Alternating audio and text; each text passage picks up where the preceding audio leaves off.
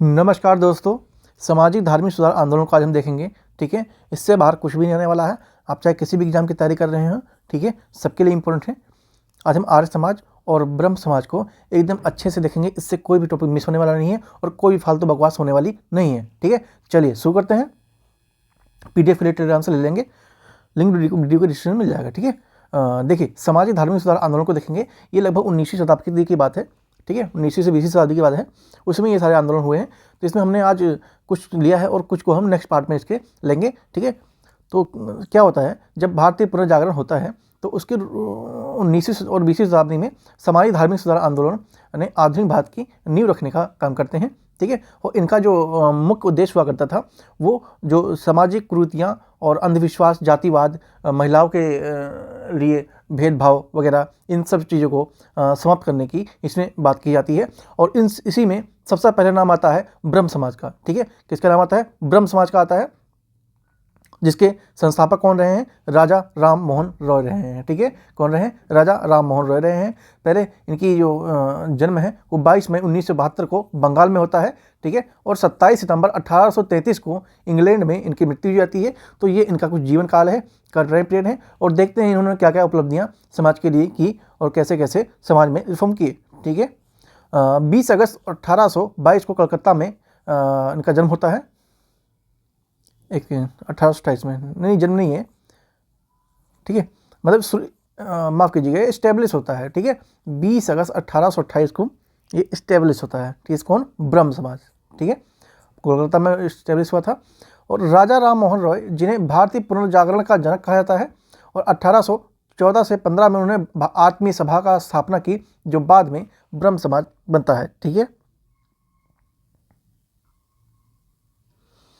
उन्होंने 1814 और 15 में आत्मीय सभा की स्थापना करते हैं और बाद में ये ब्रह्म समाज बनता है। ठीक है, तो ये स्थापना कब कर देते हैं? ये 1814 और 15 में कर देते हैं, लेकिन ये ब्रह्म समाज कब बनता है? 1828 में बनता है। ठीक है, तो ये पॉइंट ध्यान रखेंगे। तो ये सबसे पहले इन्होंने आत्मीय सभा की स्थापना की, कब की थी? 1814 से 15 में, और बाद में जाके यही ब्रह्म समाज बन जाता है 1828 में। ठीक है, क्लियर है? नेक्स्ट चलते हैं। स्थापना की अगर पृष्ठभूमि की बात की जाए तो कैसा रहा? ठीक है, इसमें बहुत सारे कारण थे, जैसे सती प्रथा। ठीक है, पेन चेंज कर लेते हैं। सती प्रथा। ठीक है, सती प्रथा, बाल विवाह, जाति प्रथा जैसी सामाजिक बुराइयां समाज में काफ़ी प्रचलित थी। उस समय बहुत सारी चीज़ें ऐसी थी जो समाज के लिए एक श्राप से कम नहीं थी। तो उन्हीं समय से ये कुछ था। और उसके बाद आता है मूर्ति पूजा, कर्मकांड और अंधविश्वास। ठीक है, अंधविश्वास काफ़ी व्याप्त था उस समय समाज में। कर्मकांड तो ये प्राचीन परंपराएं सब होती रही हैं। उसके बाद ईसाई मिशनरियों द्वारा हिंदू धर्म की आलोचना करना। ठीक है, जो ईसाई समुदाय के लोग थे उन्होंने हिंदू धर्म की काफ़ी आलोचना की थी। इसके भी पीछे कोई ना कोई कारण था कि ब्रह्म समाज की स्थापना होना जरूरी था। उसके बाद पश्चिमी शिक्षा यानी वेस्टर्न एजुकेशन और जो तर्कवाद का प्रभाव देखने को मिला, वो भी एक कारण रहा। उसके बाद उपनिषदों में एकेश्वरवादी सिद्धांतों से प्रेरणा देखने को मिली। ठीक है, तो ये कुछ स्थापना के पीछे मूल कारण थे। ठीक है, आपका एग्जाम में ये पॉइंट मैंने लिख दिया, यही पॉइंट आपको एक्सप्लेन कर देंगे लिख के, तो आपका एग्जामिनर पूरे के पूरे मार्क्स देगा। ठीक है, चाहे आप कोई भी एग्जाम दे रहे हो। ठीक है, नेक्स्ट चलते हैं। देखिए, अगर आपको कंटेंट अच्छा लग रहा हो, मेहनत आपको अच्छी लग रही हो, या फिर आपको लिए कोई थोड़ा सा भी योगदान दे पा रहा है ये वीडियो, तो वीडियो को लाइक जरूर करेंगे और कमेंट बताएंगे कैसी आपको लगी। सब्सक्राइब करना बिल्कुल नहीं भूलेंगे। ठीक है, देखिए, बहुत सी चीज़ों में सर्च करने में बहुत टाइम कंज्यूम होता है, बहुत सारी चीज़ें हैं, उनको प्रोसेस करना पड़ता है। तो आप सपोर्ट नहीं करेंगे तो फिर ऐसी वीडियो लाने का कोई मतलब है नहीं। तो इसलिए अगर वीडियो अच्छी लगती है तो लाइक सब्सक्राइब जरूर करेंगे और कमेंट में बताएंगे कि कैसे आपको लगी। उसके बाद देखते हैं सामाजिक सुधार क्या हुआ है। देखिए, ये ब्रह्म समाज की स्थापना से क्या हुआ कि सती प्रथा का अंत हो जाता है। ठीक है, सती प्रथा का अंत हो जाता है राजा राम मोहन रॉय के प्रयासों से 1829 में। ठीक है, ध्यान देंगे कब? 1829 में ये क्वेश्चन पूछा जाता है। ठीक है, लॉर्ड विलियम बेंटिक ने सती प्रथा पर कानूनी रोक लगा दी थी। ठीक है, ये क्वेश्चन पूछा गया है, मैनी टाइम पूछा गया है एग्जामों में, अलग अलग एग्जामों में। ठीक है, ध्यान रखेंगे। उसके बाद आता है महिला अधिकार। ठीक है, तो विधवा विवाह का समर्थन किया इन्होंने। ठीक है, विधवा जो विवाह है उनका समर्थन किया। बाल विवाह और बहु विवाह का विरोध किया। ठीक है, और महिलाओं के लिए संपत्ति के अधिकार की इन्होंने मांग की। तो इन्होंने महिलाओं से संबंधित काफ़ी कुछ सुधार किए हैं। जैसे कि ये क्वेश्चन आता है, पूछा भी जाता है एग्जाम में, ठीक है। जैसे इन्होंने विधवा विवाह का समर्थन किया, ठीक है, बाल विवाह और बहु विवाह का विरोध किया इन्होंने, ठीक है, जो छोटे बच्चों का विवाह हो जाता था, और एक से अधिक पत्नी यानी बहु विवाह, ठीक है, और साथ में महिलाओं की संपत्ति का अधिकार के लिए भी इन्होंने मांग उठाई है, ठीक है। ये क्वेश्चन आता है कि राजा राम मोहन राय ने महिलाओं के लिए क्या क्या कार्य किए, तो उसमें आपको ये सब लिखना पड़ेगा, ठीक है। उसके बाद आता है जाति प्रथा का विरोध, ठीक है। इन्होंने जाति प्रथा का विरोध किया, जैसे कि छुआछूत और जातिगत भेदभाव को समाप्त कर समानता को बढ़ावा देने की इन्होंने बात की, ठीक है। तो ये कुछ इन्होंने इंपॉर्टेंट सुधार किए हैं महिलाओं को लेकर, ठीक है, और समाज को लेकर ये सुधार किए हैं। तो ये चीज़ आपको ध्यान रखना है, और इसी को एक्सप्लेन कर देंगे तो आपको पूरे मार्क्स इसमें मिल जाएंगे। आगे चलते हैं। और हाँ, सबसे इम्पोर्टेंट बात है, इनके जो साहित्यिक यानी लिटरेचर जो वर्क हैं वो आते हैं एग्जाम में, और इनसे क्वेश्चन काफ़ी बनता है। तो हम देख लेते हैं कुछ इनके इम्पोर्टेंट जो साहित्यिक यानी लिटरेचर कार्य हैं उनको। जैसे कि इन्होंने 1804 में एक लिखा था, क्या था, तुहफल उल मुआहिदीन, ठीक है, ये इनकी रचना है। वेदांत गाथा 1815 में लिखी थी इन्होंने। वेदांत सार का संक्षिप्तीकरण का अनुवाद 1816 में करते हैं। उसके बाद केनु उपनिषद ये 1816 में होता है, और उसके बाद ईशो उपनिषद ये भी 1816 में होता है, ठीक है। तो ये दोनों एक जैसे लग रहे हैं, बस के और ई का फर्क है, ठीक है। तो ये दोनों 1816 में आते हैं। उसके बाद कठोपनिषद 1817 में आता है।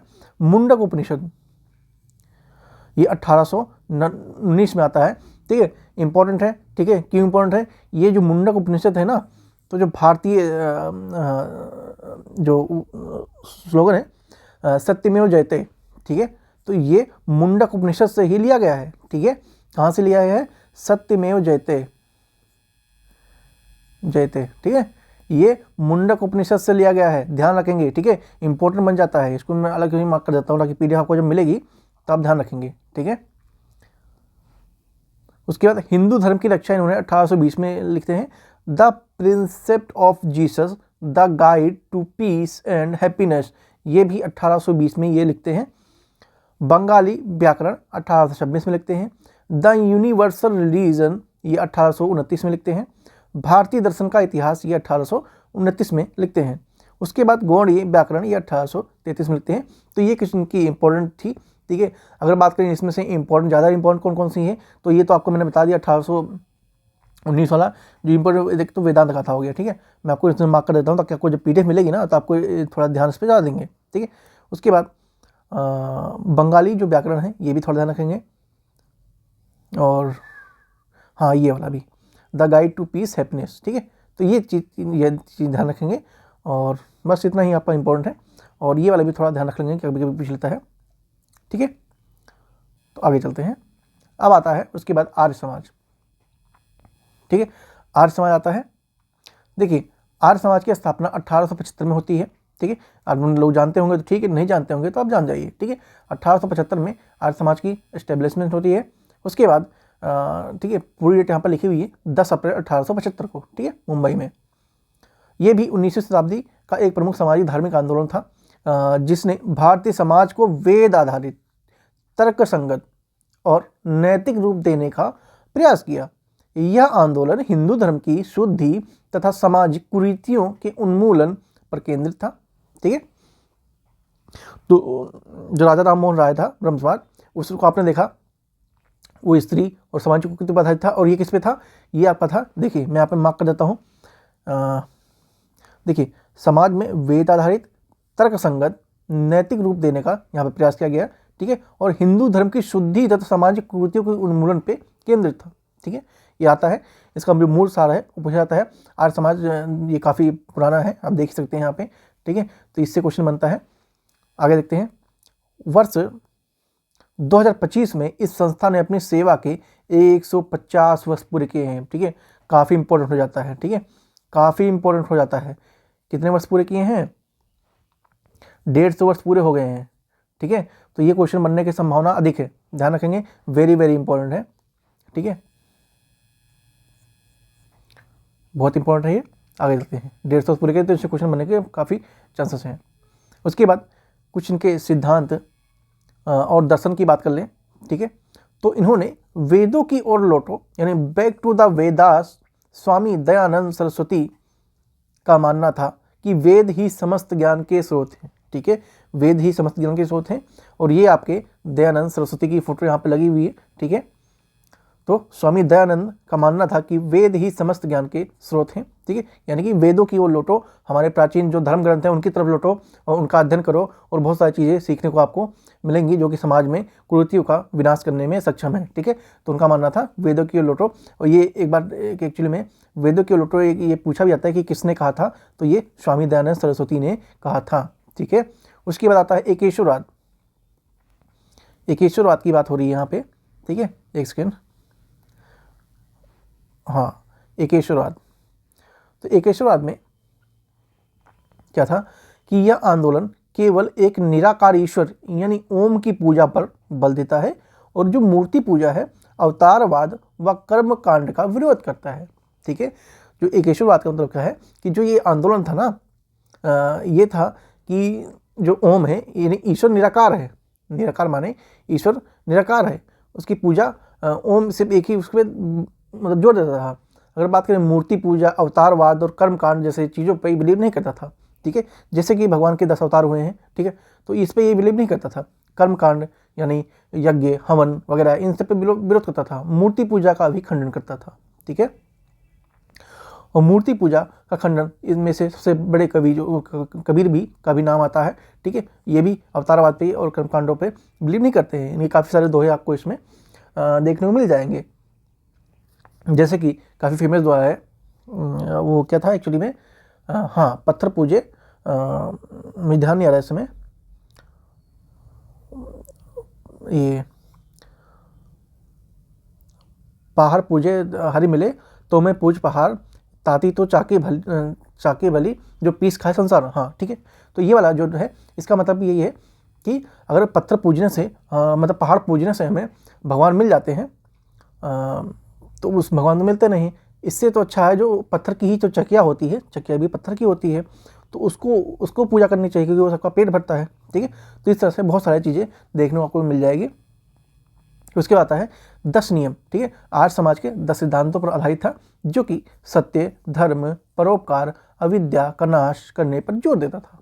ठीक है, जो ये धर्म था, ये 10 नियम इसके सिद्धांत हैं और ये इंपॉर्टेंट बन जाता है, क्वेश्चन इससे आता भी है। और मैं थोड़ा इसको पेन चेंज करके फिर आगे चलते हैं। ठीक है, तो 10 नियम कौन कौन से थे?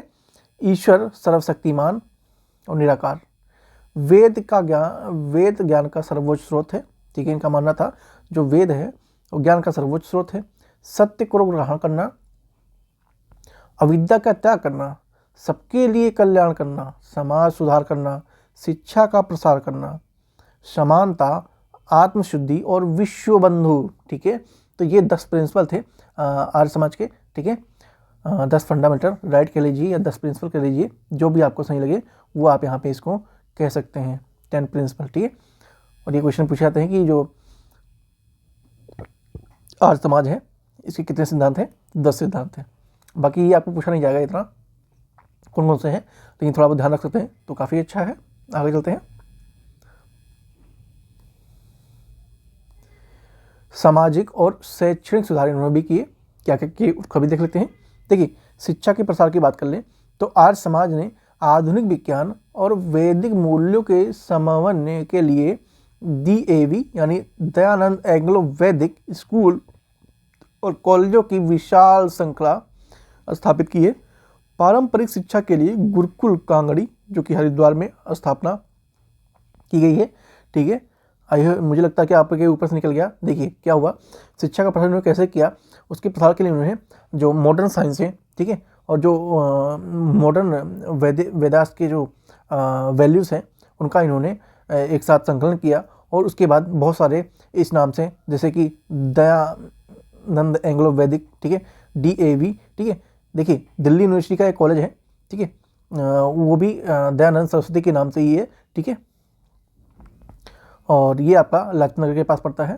ठीक है, दिल्ली में जो लाजपत नगर है वहाँ पे नेहरू विहार है, वहाँ भी एक कॉलेज है, उसका भी नाम दयानंद एंग्लो वैदिक कॉलेज के नाम से ही है। ठीक है, और उसके बाद देखिए स्कूल का भी एक बहुत सारे स्कूल भी हैं दिल्ली में भी हैं और भी अदर स्टेट में भी हैं, तो वहाँ भी स्कूल भी यूनिवर्सिटी स्टैब्लिश किया। साथ में कॉलेज तो मैंने बता दिया, ठीक है। DAV कॉलेज भी है जो कि दिल्ली में ही है, यूनिवर्सिटी के दिल्ली यूनिवर्सिटी का ही है, ठीक है। और उसके बाद इन्होंने क्या किया, शिक्षा के लिए गुरुकुल कांगड़े, जो कि हरिद्वार में ही, आप सर्च कर सकते हैं नेट पे, ठीक है। गुरुकुल कांगड़े के नाम से आज भी हरिद्वार में है। तो इन सबकी इन्होंने इस्टेब्लिश की जिससे कि शिक्षा का प्रसार किया जा सके।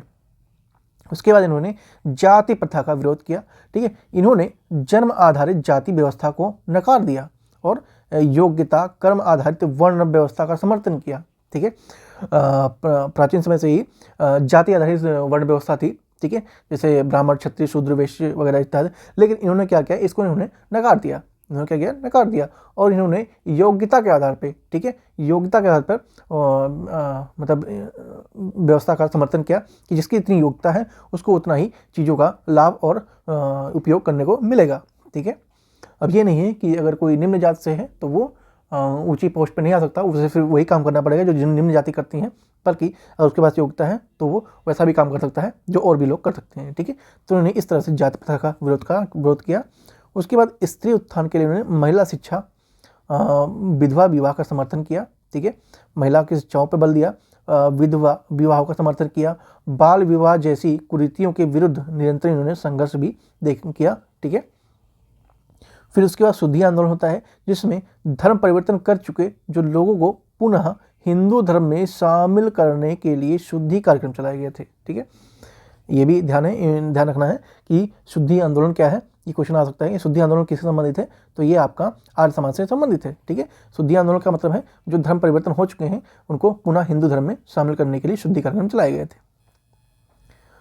उसके बाद देख लेते हैं, क्योंकि 150 वर्ष पूरे हो चुके हैं, 150 वर्ष पूरे हो चुके हैं आर्य समाज को इस्टेब्लिश को, ठीक है। तो इससे क्वेश्चन आ सकता है। और थोड़ा करंट अफेयर से भी देख लेते हैं। देखिए, आर्य समाज ने भारतीय स्वदेशी और स्वराज्य की भावना जगाई। लाला लाजपत राय, भगत सिंह, राम प्रसाद बिस्मिल जैसे महान क्रांतिकारी इनके विचारों से प्रभावित भी हुए थे, ठीक है। देखिए, अक्टूबर 2025 में नई दिल्ली में आयोजित अंतर्राष्ट्रीय आर्य महासम्मेलन में प्रधानमंत्री नरेंद्र मोदी ने इस आंदोलन के लिए 150 वर्ष का योगदान का सराहना करते हुए इसे आधुनिक भारत के निर्माण का आधार बताया था, ठीक है।